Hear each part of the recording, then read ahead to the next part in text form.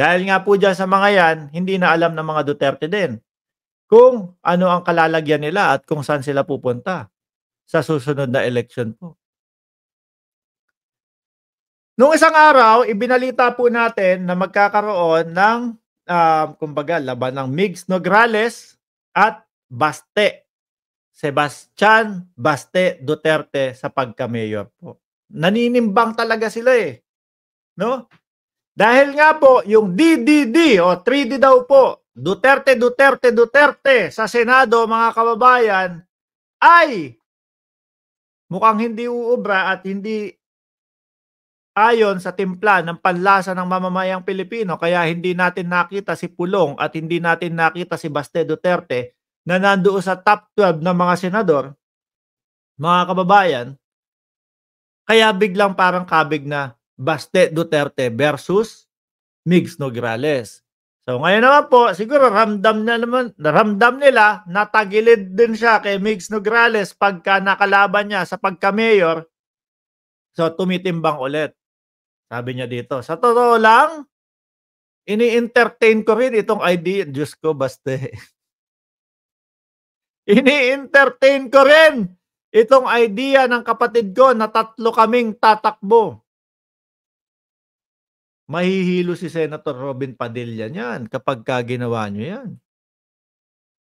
Kasi Senator Robin Padilla, okey siya, 'no, basta mga Duterte ang tatakbo, 3 sa Senado.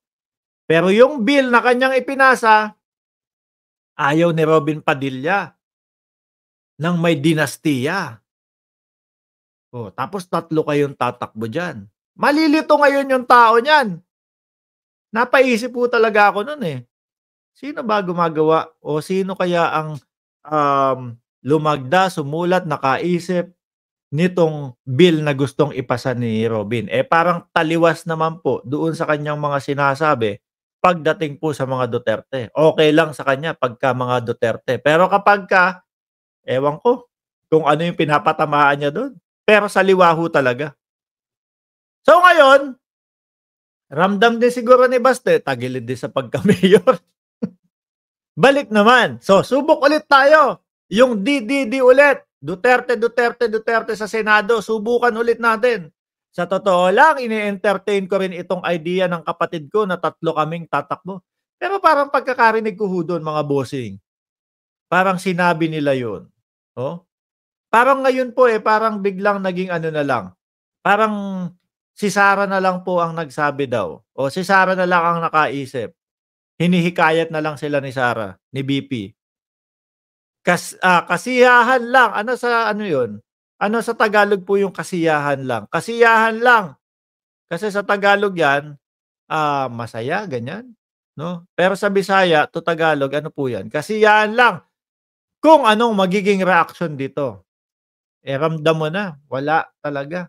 Kita mo na yung ano tawag diyan, kita mo na yung mga survey alaws talaga, boss. Oh. Pero kami, hihikayatin ka namin talaga. 3 Duterte takbo sa Senado, hihikayatin namin kayo talaga. Bakit? Mas mukhang delicates kayo dun, eh. At least kapagka Mayor versus ano lang, katuwaan lang, ang hilig nila sa mga katuwaan ano, katuwaan lang kung anong magiging reaksyon dito. At least kung Davao lang ang kanyang tatakbuhin, re-elect, 'no, sa pagka-mayor, sabi niyo nga 'di ba malakas kayo sa Davao. Hmm, malaki ang tyansa mo dun. Pero sa Senado, ano 'to, kumbaga national ito. Kasama tayo dun mamimili mga kababayan. Mukhang laglag. Kaya sa Senado ka na lang tumakbo, 'no? Sa Senado para sure kung ano ang sasapitin.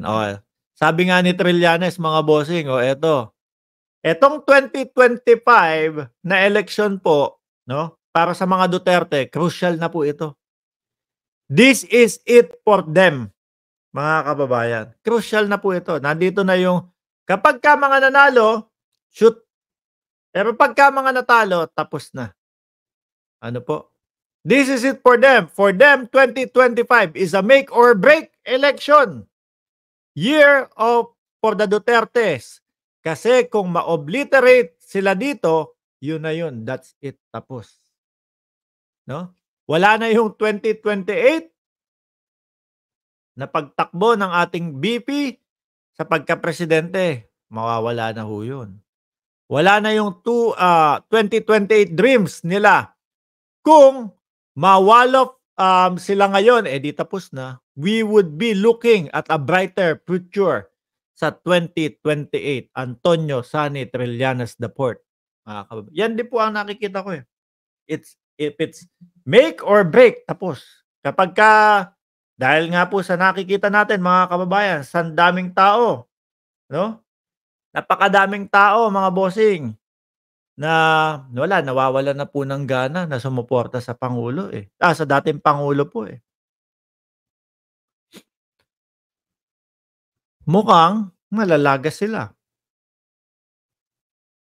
Mukhang tapos ang career po sa politika, mga kababayan. Kayo po, ano po sa tingin ninyo? Magagawa kaya na makapag-senador ang tatlong Duterte, Baste, Pulong at Rodrigo Duterte, dating Pangulo? Or walang makakapasok? Si Digong, hindi na makakatakbo yan. Mahina na ho. Tingnan mo nga, hindi na makapagsalita, hindi na makalakad. Pilitan na lang po, mga bossing. Kayo po, mga kababayan, iiwan ko sa inyo yung comment section. I-comment nyo po sa baba. Kung sa tingin nyo na mananalo pa ang mga Duterte dito sa hinahangad nilang pagkasenador sa Senado, comment nyo dyan po. Kung sa tingin nyo, wala na, tapos na, i-comment nyo dyan po, mga kababayan. Muli po, ako yung magpapasalamat sa inyo, lalong-lalo na po sa 1,358 viewers na sumusuporta po sa ating gobyerno. Maraming salamat din po sa mga magla-like. Ayan, i-like nyo lang po itong video na to. Maraming salamat po sa mga mamamayang Pilipino na sumusuporta po sa ating gobyerno, lalong-lalo na po sa ating Pangulo na si Pangulong Bongbong Marcos. Saludo po ako sa inyo. Muli po, maraming salamat and God bless po.